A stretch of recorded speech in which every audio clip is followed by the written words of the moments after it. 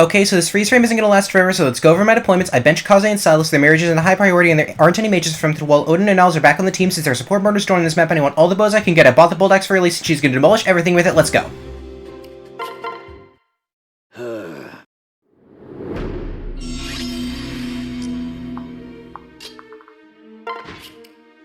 It's Effie's job to deal with most of the aggressive enemies, though that's about all she'll do on this map.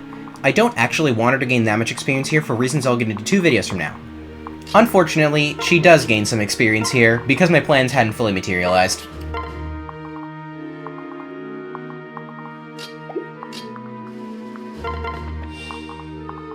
Corin heads south to recruit Keaton. They'll be joined by Odin and his new support partner, Leo. Leo's really good, he's the second best res tank in the game. He's probably my pick for the best Gen 1 Dark Mage, just because he joins ready to use and can use certain paralog rewards exceptionally well. And he's gonna be Odin's husband. The two of them have a fast support, they work really well together, with Leo in particular allowing Odin to Nosferatu tank like he hasn't ever before, and, most importantly, Leo's the best possible variable father for Ophelia by a very wide margin. The two will be glued to each other until they tie the knot. Unfortunately, I want that to happen before Chapter 18 so I can tackle Ophelia's paralog before all the enemies in it promote. This being a fast support, that'll take 6 maps, and Leo and Odin can be deployed on 3 main story chapters, including this one, before that cutoff point. Jacob and Arthur will finally marry after this map, so that adds Percy's paralog to the pool, and that paralog just so happens to push Corin and Baruka's support to the threshold where it'll finish after Chapter 17. That gives me 5 maps to build supports. I will be able to play a 6th though. Assuming Jacob and Arthur do get married, which they will, Dwyer's paralog will also be available. However, his situation is the opposite from Ophelia's. I want to recruit him later rather than earlier. There is another option though, but it's one I swore never to try and push through again. Invasion 2. In terms of reclassing, I'll hold off on examining Leo for now. Looking at the other new recruit, Keaton's personal skill will be very useful in the short term. As in accordance with the rules set by this run's inspiration, I'm not allowing myself infinite resources. The smithy, arena, lottery, and my castle drops are all tools I've been using to the fullest to stockpile the gems and food I need, and Keaton will make a good addition to that list. In terms of combat, my current plans are for him to backpack Niles. Honestly, this is just so Niles has someone to marry. Nina's a girl after my own heart considering her passion is literally this run's central conceit, and I really don't want her to not exist. Anyway, back to the map. Effie didn't kill the first samurai, but that's because I forgot to give her Rose's Thorns. I also forgot to switch Corin to the front position so Keaton could recruit himself, but neither of those mistakes really matter apart from me taking an extra turn on a map with basically no time pressure. I will mention that I forged a Bronze Axe +1 for Arthur to improve his hit rates, named after his best crit quote. Otherwise, I think my plays will speak for themselves, so I'll check back in when I tackle the archers on the stage.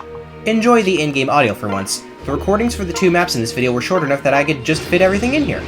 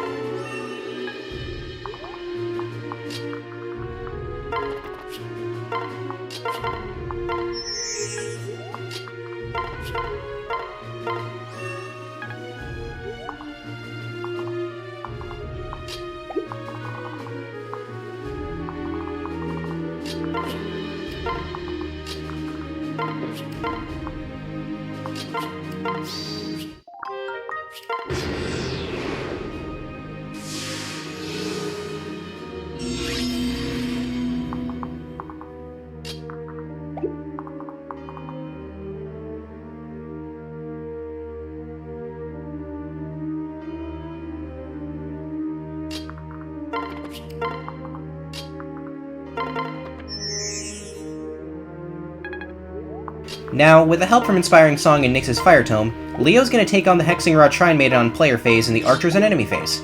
Meanwhile, I'm just letting Camilla deplete one of the freeze staves.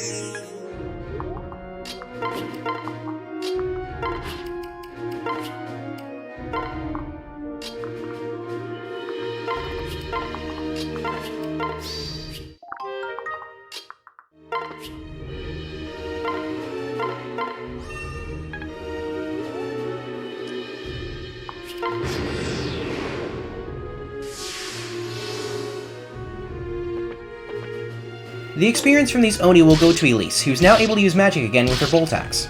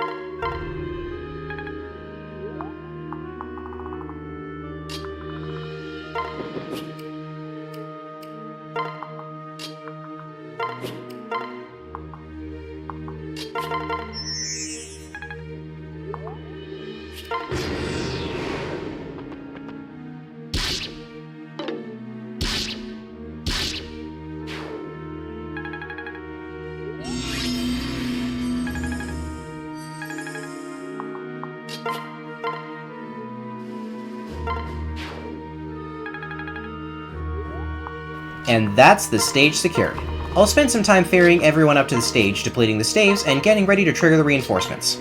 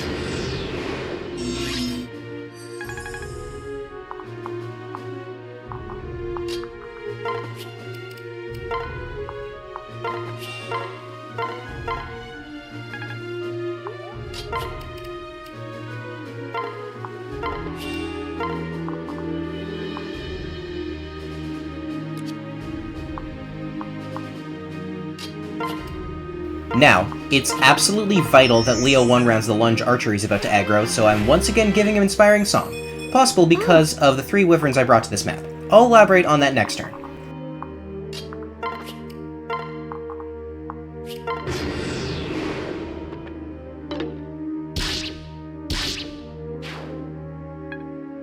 And here are the reinforcements.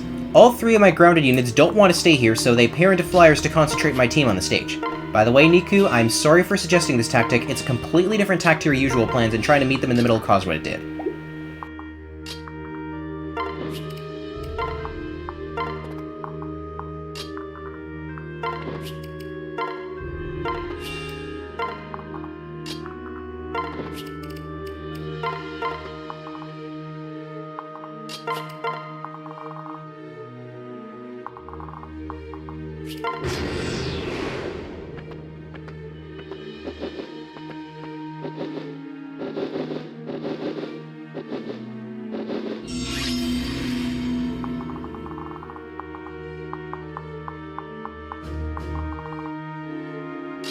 Leo's gonna handle the Eastern Front basically on his own. As for the West, I'll give the Kinchi one more turn to approach, taking one of them out on enemy phase courtesy of Mozu.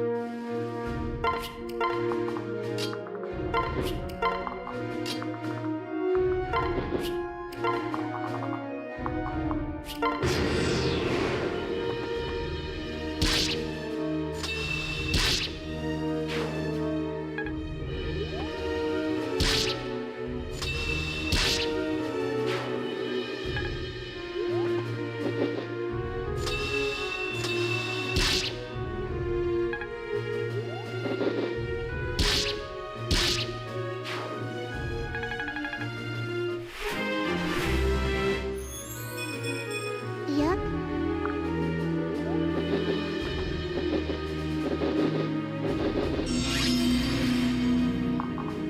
As for this turn, there's really nothing much to explain. It's just a massive player phase assault carried on the backs of my bows. Enjoy.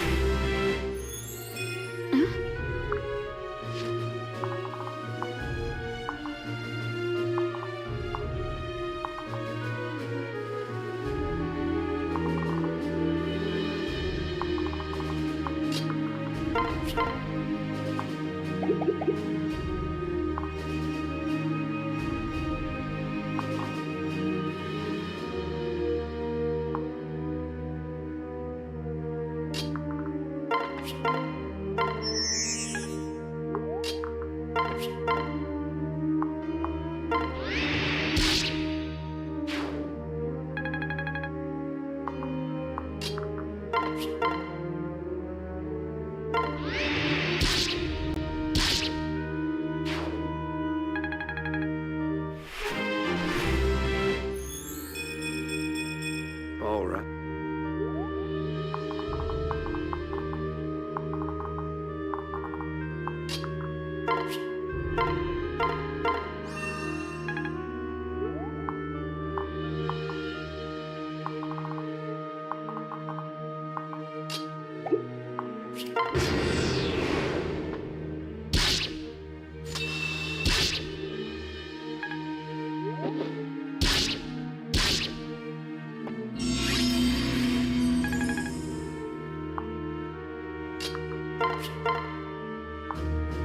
I like to believe that Jacob and Arthur finishing off this Sky Knight that almost killed the ladder is what finally made them realize that they wanted to get married.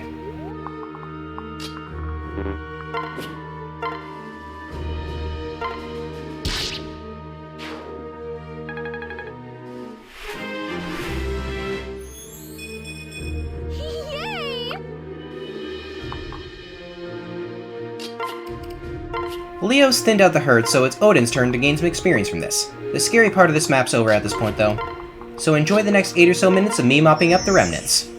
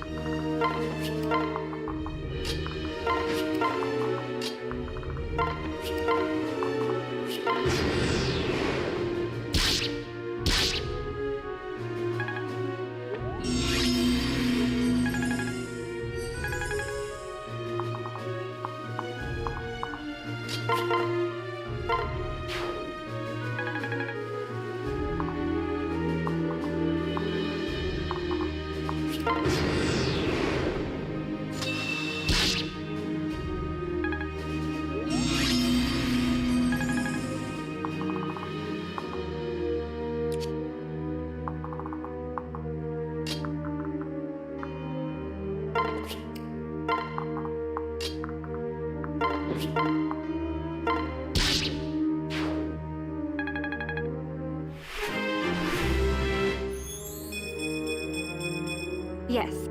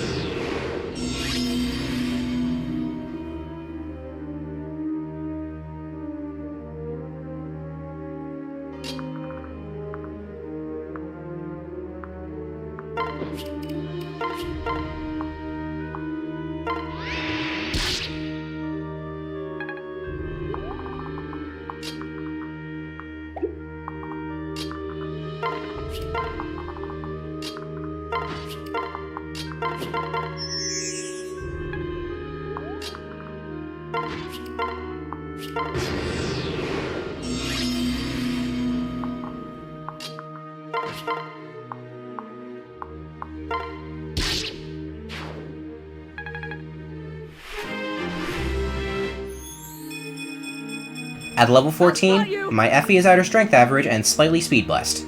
I'll be keeping an eye on how these stats compare to their averages at certain points as I continue to write these scripts, since Effie is perhaps the most interesting unit in this run to look at the progression of. Her next deployment will see her in a far different role, as Jacob and Arthur aren't the only couple who are about to get married.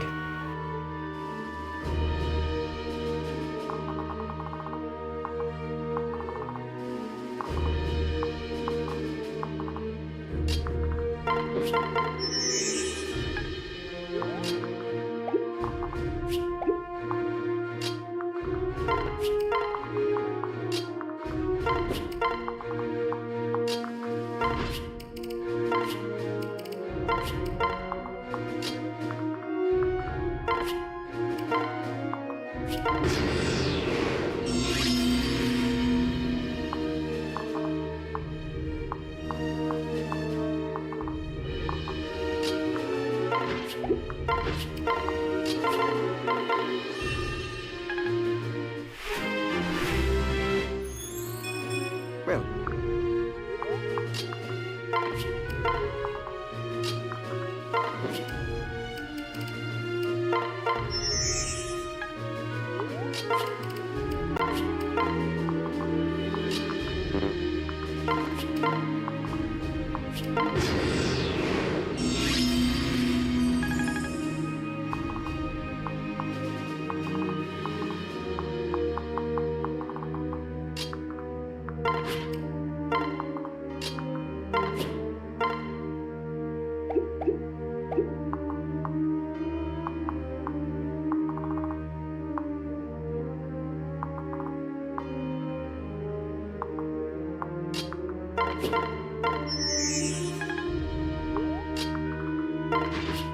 The archers surrounding Kumagera, of course, are Mozu's job.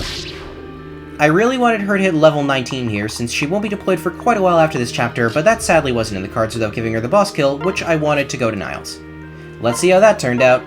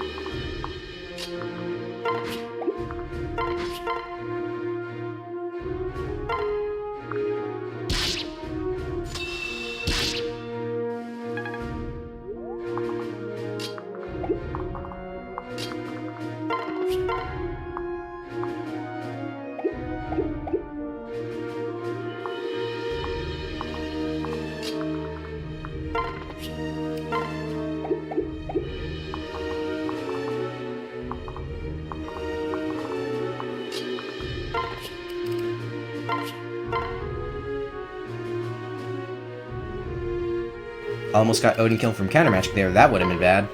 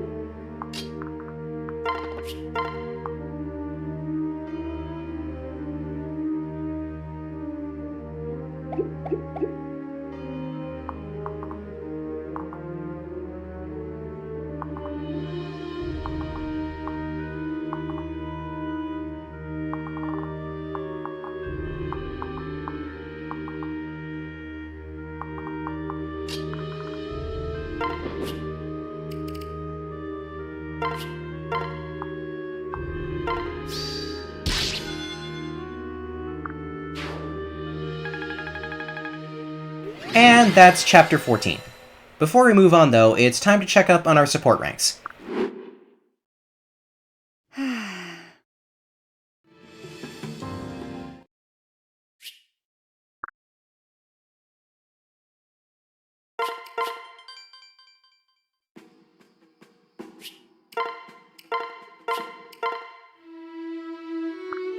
I did watch the S support for most couples after these two, but that was a decision I made later. I'm definitely not watching this cutscene, though. I'm a regular human being that exists.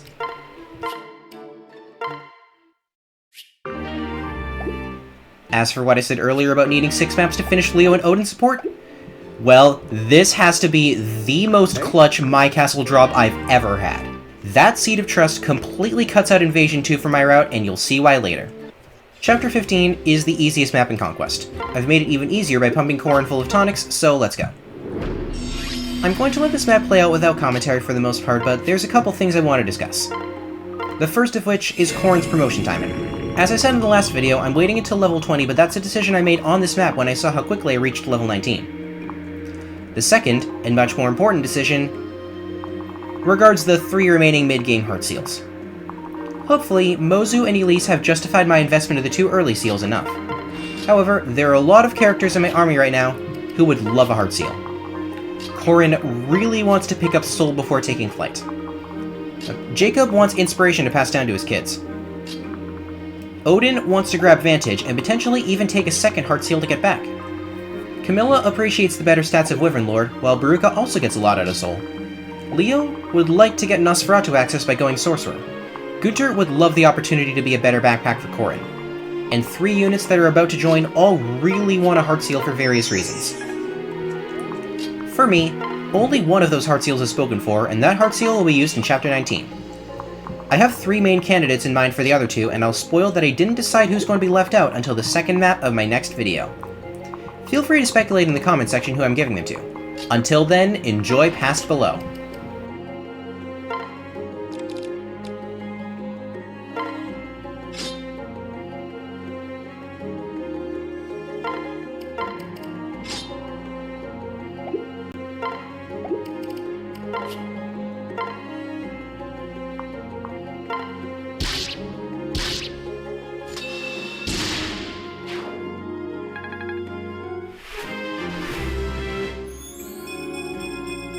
I'm here to help.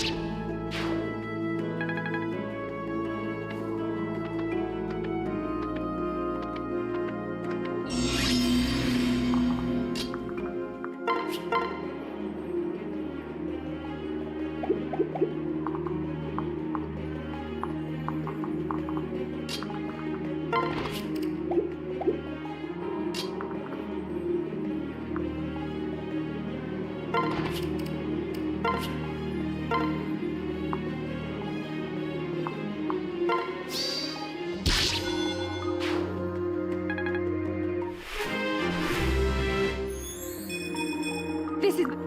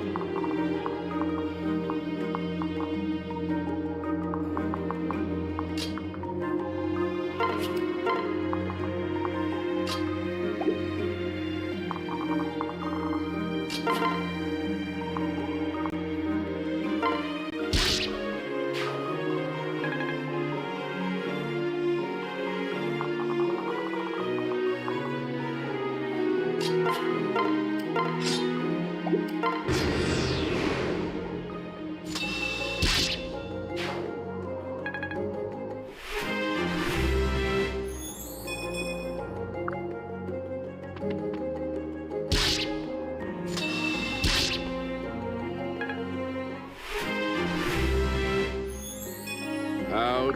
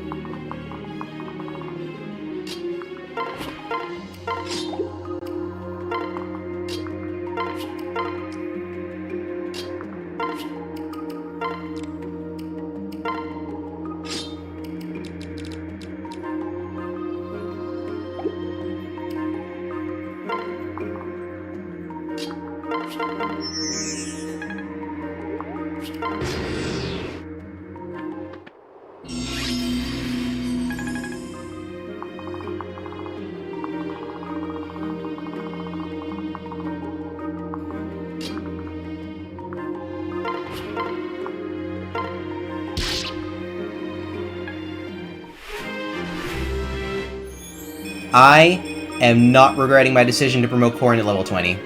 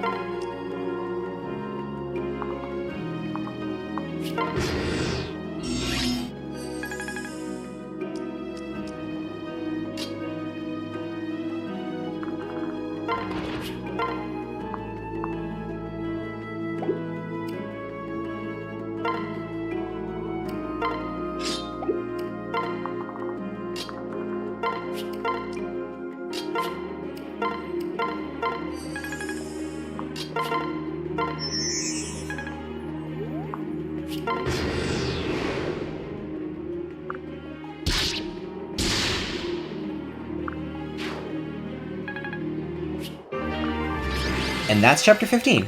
Corrin's promoted and finally has access to 1-2 range weapons that can double. She'll use that well, right? Right?